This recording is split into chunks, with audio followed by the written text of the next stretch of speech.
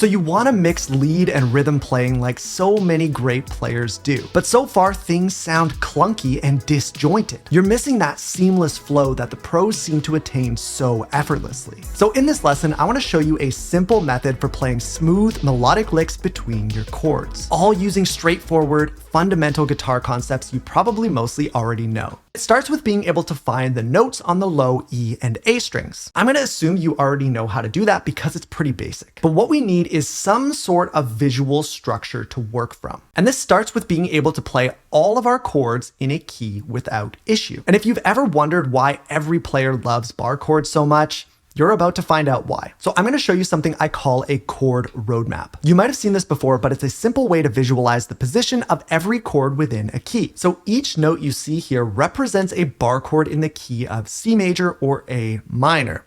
We've got our C here and our G right below it. We've got D and A right below that. Then we've got E, B right below that. And then finally we have F and a repeat of our C here as well.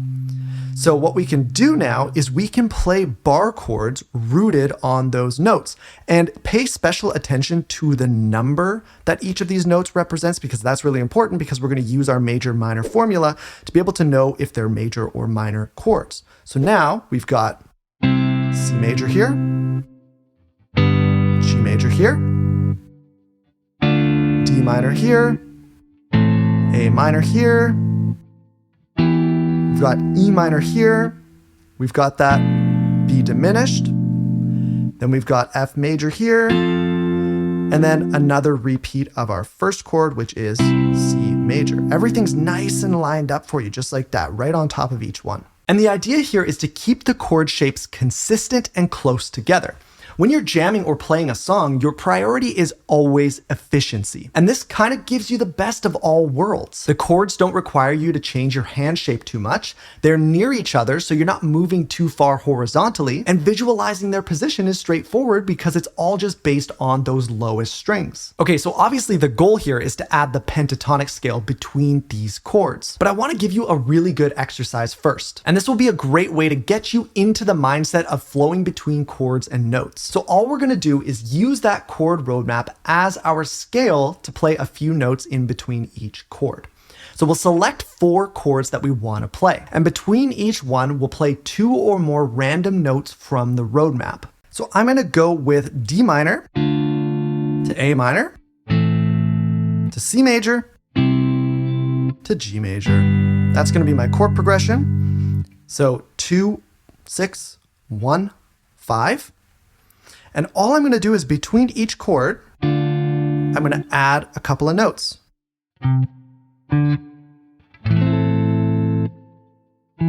Doesn't matter which ones.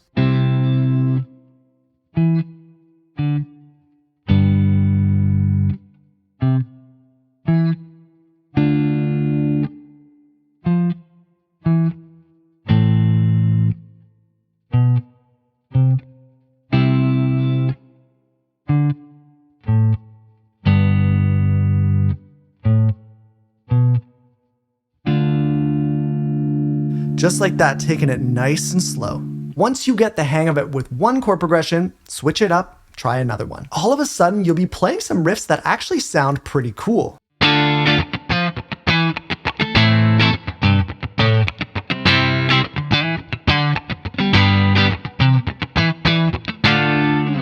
Okay, once you've got the hang of that, we can continue into adding the pentatonic scale. And this is where positioning comes in. We've already talked about efficiency and how important it is to getting this flow going. And with all these bar chord shapes we've learned so far, well, each one puts our hand in a specific position that aligns perfectly with a pentatonic scale position. So check this out. We'll start right in the middle with the A minor and the D minor here.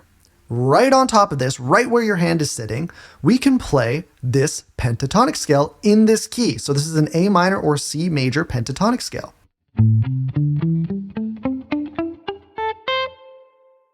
See how your hand is already pre-positioned for that scale? Just like that.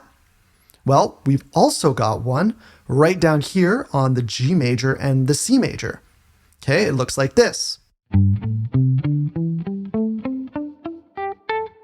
Again, when you play those two chords, your hand is already pre-positioned for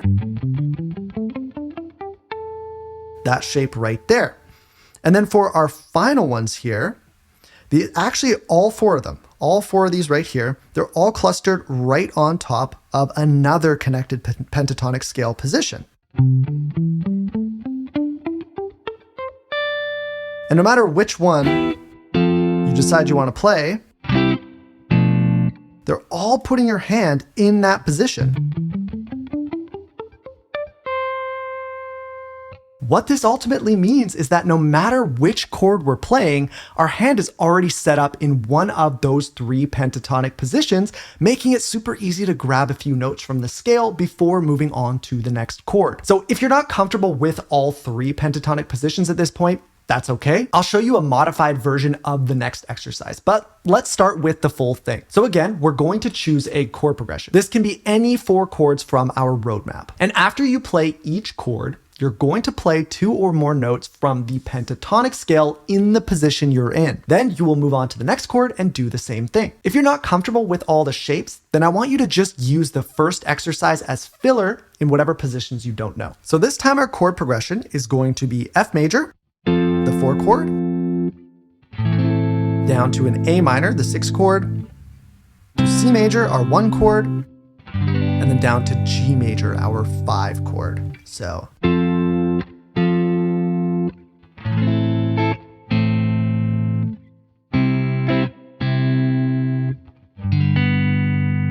And I'm going to make sure I leave lots of space. We're not super worried about musicality as we're just trying to kind of get the shapes built into our muscle memory. But our first chord here, that F major, puts us in this position. We would sometimes call this position 2 pentatonic.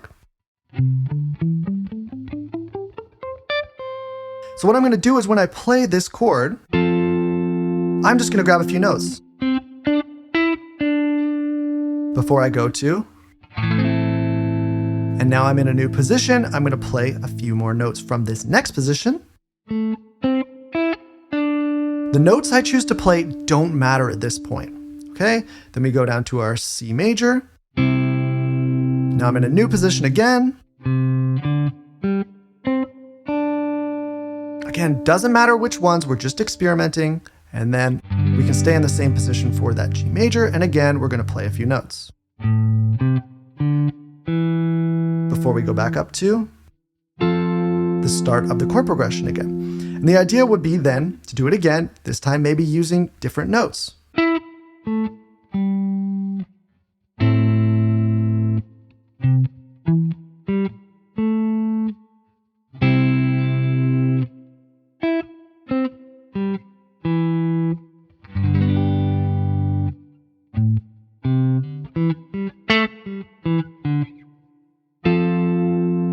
And keep repeating and keep repeating. It's important that we also do this exercise reversed as well. So instead of chord first, then scale in that position, we move to the position, play the scale notes, and then land on the chord like this. Okay, so we have our starting chord. And now instead of playing notes here and then landing on my A minor down here, okay, I'm going to move to the scale first,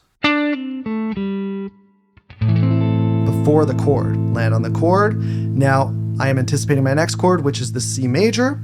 And before I hit the C major, I am moving my position like that. And then I'm already in the same position, so it doesn't matter. But now, when I'm gonna repeat the chord progression and go up to that F major, before I play that F major, I need to go up to the position and play a few notes. Like that. And we would keep cycling through this reversed version of the exercise as well. You want to work on both versions of this exercise as much as possible, with different progressions and with the eventual goal of incorporating it into songs. What we're optimizing for with these exercises is efficiency, minimizing those physical and mental barriers that make it harder to flip back and forth between lead and rhythm. You'll find once these exercises work their way into your muscle memory that you'll naturally be itching to mix riffs and licks into any space between any chords you come across. I actually really like flipping around between using the roadmap notes from exercise 1 as well as the pentatonic positions from exercise 2 to keep my ideas varied.